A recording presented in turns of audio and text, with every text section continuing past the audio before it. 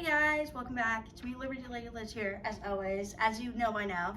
Anywho, I am gonna tell you about my Thanksgiving and Christmas traditions, as I haven't before, but I decided why not? Because I'm 16 and I like y'all. Y'all are my subscribers. So without further ado, let's get into it. But before I get into today's video, I just wanna shout out the last person who commented at Spicy Deluxe for $4. The correct answer was The Patriot. You commented The Patriot or Braveheart, but it was The Patriot, so you were right on that. And yeah, so I have it here, The Patriot with Mel Gibson. He plays Benjamin Martin, the main character in The Patriot. Oh my god, I die every time I see that. I'm like, my favorite time period in history, the Revolutionary War, but I will forever be a history buff. Oh, I love history. Anywho,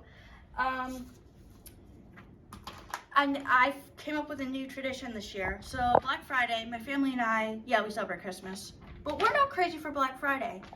You might think, oh, what do you do if you don't go shopping on Black Friday? Here's what I do. I wake up, have good breakfast, like to watch a lot of Christmas movies. It's Thanksgiving break. Not now, but it will be. So this is my Black Friday, gonna be my Friday tradition for a while. Colonial hot chocolate. Looks like fudge, but it's not. It has a lot of spices, including cayenne pepper, but this one I got off of compassclassroom.com or whatever, but Compass Classroom is the website. And then, so here's a little lesson about how it came to be in 18th century United States, well, before we became a country. So, colonial hot chocolate, recipes from American history. Although relations with the British were strained at best during the colonial era, Americans have to thank England for introducing the delectable taste of chocolate to the colonies. Irony. First introduced as something medicinal, chocolate was sold in apothecary stores to treat illness. Instead of eaten in bar form, colonists would break their chocolate into warm milk and add spices, making a thicker and richer form of hot chocolate. Kind of like fudge, but fudge doesn't have any spices in it. Americans were delighted with their chocolate drink and commonly served it at breakfast time. Chocolate had a third use to colonists because of its caffeine content. Chocolate gave people an energy boost, which was useful for during the wars that plagued the colonies in the early 1700s. During the 7 Years' War, aka the French and Indian War, colonial generals would drink chocolate as energy, and it was even used as rations for soldiers to give them strength. Okay, so basically, they didn't have Red Bull.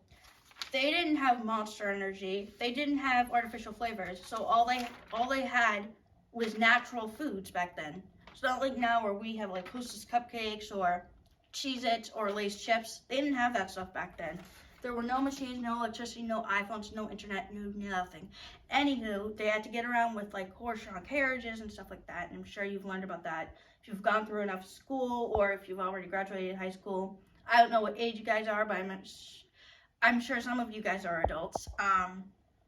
But even if you don't know, that's okay. You can Google it. Not everybody knows as much history as I do. Or if you have a question for history, comment down below. I'll shout you out and I'll answer your question. And I will comment down below. I'll shout out whoever comments down below. What is your favorite holiday movie? Mine is The Polar Express. Okay, now to Thanksgiving and Christmas. First up, Thanksgiving is Thursday, the 23rd. Of November, and I am going over my grandparents' house with my mother, to my mother's parents, and we have turkey breast, green beans, mashed potatoes, stuffing, gravy, and cranberry sauce.